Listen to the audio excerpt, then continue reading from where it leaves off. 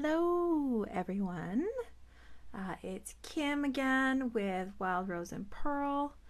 I'm just coming on here to just want to see if I can, yeah, it's taken a little bit of a lag, but it's showing up perfect. So then I can kind of see what's going on online, see if you guys are commenting or anything like that. We'll see if this works. I'm still not familiar with this commenting stuff, but we're going to see if I can see stuff. Okay, perfect. Sorry, that always takes a little bit of finagling to get going. So today we're going to be focused on like something really simple. We're going to do a card that kind of just showcases DSP, keeping it quite simple. This is done with the Winter Woods DSP, which is online. It was part of our last catalog that we had go out, and yeah, it was a beautiful paper. It had this beautiful deer on it. On the paper there was 6 deer, so there was 1, 2, 3, and then the opposite side 4, 5, 6. So you could make 6 cards out of one sheet. It was really good paper for that.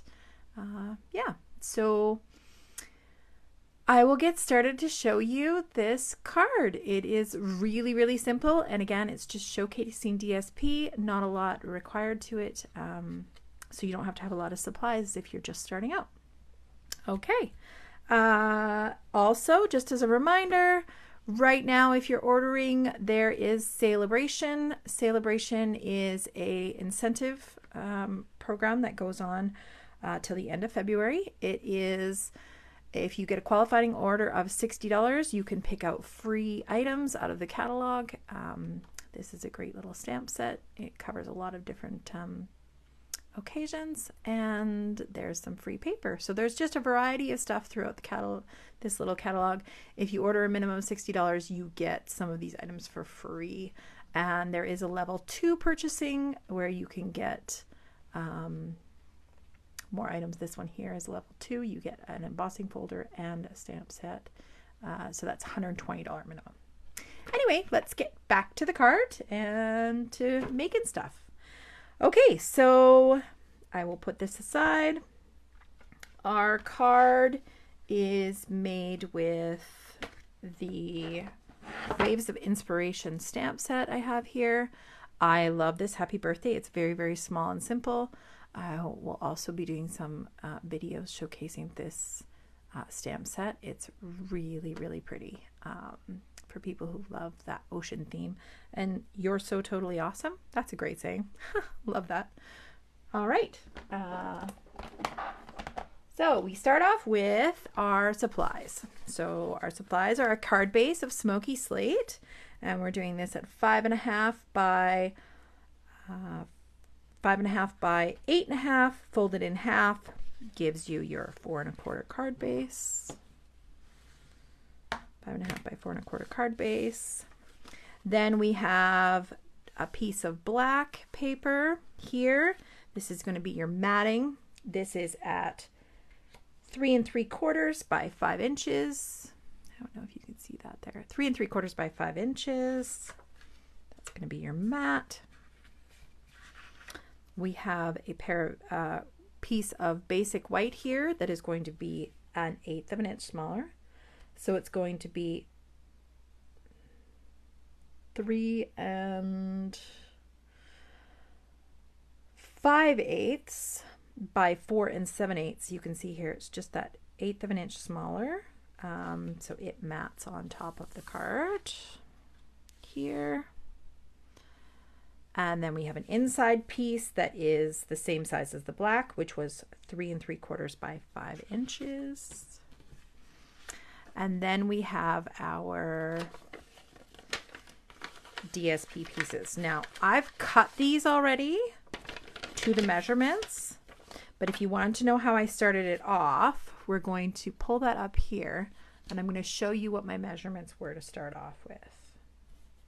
So I'm going to line these all up here so you can see what I started with. I'm hoping you can see this. Yeah, it looks like it's looking pretty good here. So I started off with a sheet of paper that was 4 inches, because that's the best way to use your paper, is to cut it by 4 inches by 6 inches. I cut it by 4 by 5 because I only needed a 5-inch height. So that's what the sheet would have looked like originally. So I cut off my 3 1/4 inch piece here and kept this edge piece here so I could use that for the inside of the card as just a little extra accent. You don't have to do that. If you wanted to just cut your paper, you could cut it by the 3 1/4 inch by 4 1/4 inch piece. Then I cut off let me just get my measurements right here. I cut off oh boy, what have I done here? 3/4 inch piece off the top. Then I cut is it 3/4 inch? Yeah, I wrote it at 3 1/4 inches. Then I cut 3/4 inch, then a 5/8 of an inch, 5/8 of an inch, then a 1 inch, and then my remainder was 2 1/4 inches. So I just wanted to make sure that I got my full deer when I cut the bottom piece, just to make sure I got the full deer in there. Okay, so now we will adhere these to the front of the smaller white piece, the piece that is going to be matted on the black. Okay, so we will start with the top piece here. I'll pull out my glue with my handy little holder my husband made me, 3D printed it. Always makes it really cool to have your glue always at the tip of your glue here. The glue is always at the tip, ready to go. I don't have to shake it or shimmy it, and then I just put it back in the holder and it stays to the tip. So then I'm going to place this centered. Now when you use glue, you can shimmy things around a little bit. So I'm going to place this centered, and I'm going to put it about a 1/16 of an inch from the top. Let's see if you can see that. Very tight to the top of the paper, and then centered in this direction here. So there's my first piece. Then I will place my second piece, keeping the pieces with the image here in order. So starting at the top, just so I can make sure I have enough room at the bottom for that happy birthday stamp. Then I place my second one here, and again I just did it about a 1/16 of an inch, centering it again, 1/16 of an inch, and we'll keep moving on, just moving along.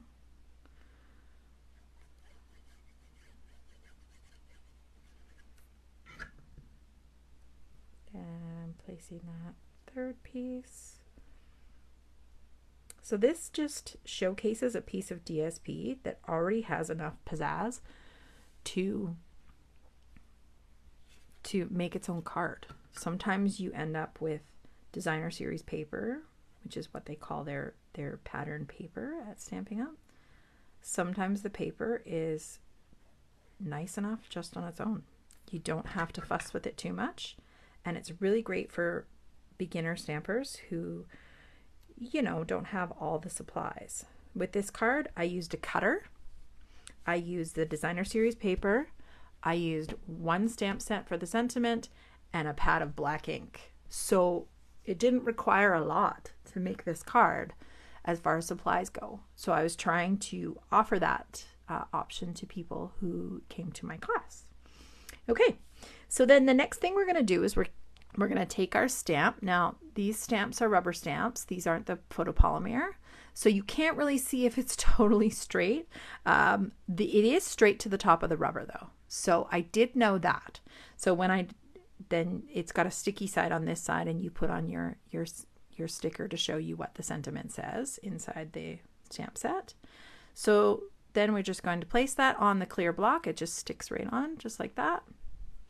Now, if I go like this and try and place it straight, sometimes I'm depending on the edge of the block to guide me. I don't want to do that because sometimes it's not perfectly straight.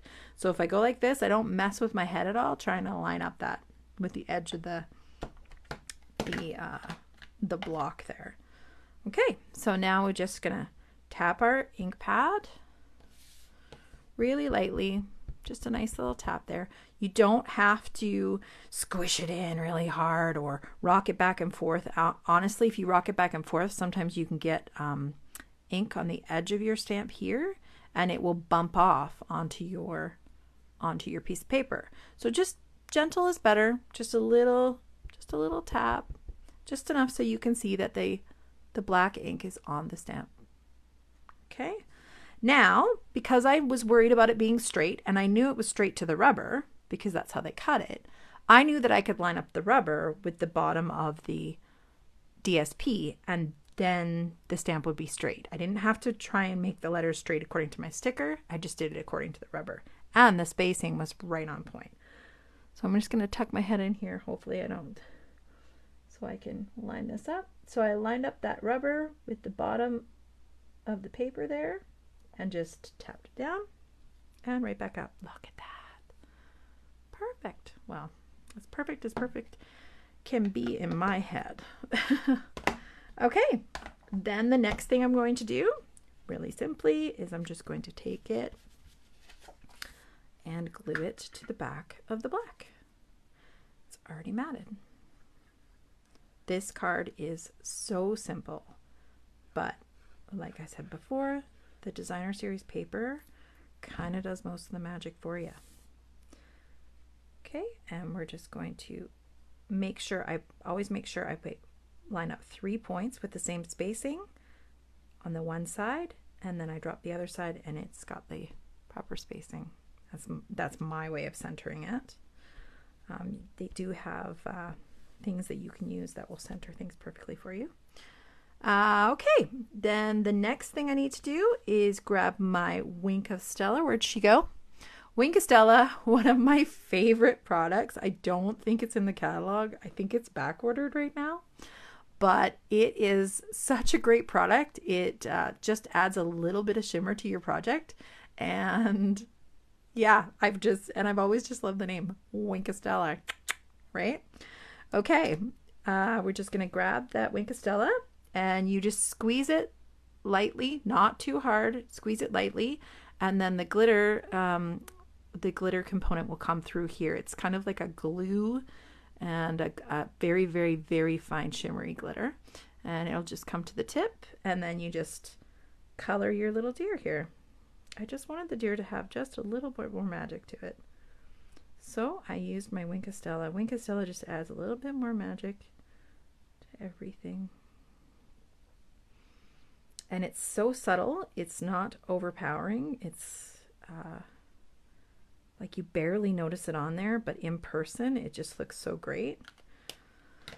So I will pull that up, see if I can show you. I don't know if you'll be able to see that, the shimmer to that. Looking on the big screen here, and I'm not sure if my light is going to show it to you correctly. But yeah, it just adds that little bit of shimmer to it, makes it just pop. Okay, and then we're going to grab our 3 little rhinestones that we have here. And I use my Take Your Pick tool. It's a great little tool. It has interchanging ends. So this end has a little putty on it, and this end is interchangeable. I've got a score tip that I can change here. Great, not just for Stampin' Up stuff, great for just if you do any kind of crafting. It helps if you have a hard time with your hands or your hands get sore. Yeah, this tool is just great. That's a little spatula. But yeah, I'm just going to take the pointed end here, put my glue back in my holder there, take the pointed end here, and then I'm just going to grab my little, I had placed these on the window pieces just to, okay, and I'm placing them on the 3 top panels of my card. 1, 2, and 3. Let's put that one right in the center there. Perfect. So then there's the front of the card done. Now I'm just going to grab some dimensionals. Some dimensional pieces here. And I like to put one on all four corners. You can see. And then I place one in the middle as well. You can pull these off with your fingernails. I don't have my little garbage can. I gotta always remember to bring that one. I have these sewn garbage bags that a lady who does sewing gave me them, or I think I purchased them off her. It might have been a fundraiser, but they are such great little garbage cans because I can just put them on the edge of my desk. Okay, so we got our 5 there. Go back and grab that folded card base that we already had folded. We're just going to center this in place. So again, lining up those 2 corners. Center that in place. So then this is the leftover white piece with the inside insert, and this is the same size as the black mat. Now I could have matted the inside, but I thought it looked really nice just on the gray inside. So I'm going to grab my glue again, and just to add a little bit of something to see inside there, I cut this to a 1/2 inch with the remainder leftovers that I had. Made sure I cut this piece out first so I had that 5-inch height. Yeah, and then I just added this to the left-hand side here. And you can flush it to the edge, or you could make it extra. I'm just going to flush it to the edge today. And then, because I've always found that when I put glue on the back of the inside, for some reason I can see all the glue lines. So I always use my Stampin' Seal to adhere my sentiment for the inside. It's just, I don't know, it's just a quirky thing. I like to have a smooth inside to my cards. It's just my own weird thing. One of those things that, you know, it's just like if you've got the toilet paper roll on the wrong way, it just is a little quirk. I don't know. Maybe you don't have a problem with the toilet paper roll. I do. It's weird, I know, but it's gotta be rolling off the top. It cannot be from underneath. I can't handle it. I just can't handle it. Anyways, so if I could have matted this in black, but I just kind of like the subtleness of the light gray on the inside. Again, just centering to those corners, and look at that. That is a finished card. And you can see I didn't use much supplies. I just would have needed a cutter and then a black pad of ink. Just a cutter, a black pad of ink, and just all the kind of like finicky things like glue and dimensionals and stuff. But I didn't require any die cuts. I didn't require any colors or anything like that. I just used a simple black, and I think that this is a very nice, classy card. That kind of is reminiscent of the foggy days that we're getting right now. We're not getting snow, we're getting fog and rain, which is wild to me. But this kind of, I don't know, it just reminds me a little bit of that foggy, that pretty foggy days with the different layers of how, as the fog rolls in, you see the dark trees in the front, and then they kind of go off to the back. It's just very quiet and serene when you're sitting in the fog. Anyways, that's our card for today. So hope you enjoyed the video. I hope it made you feel like even if you don't have all the things, you can still make beautiful stuff with very minimal amount of supplies. Okay, we will talk to you later. Bye.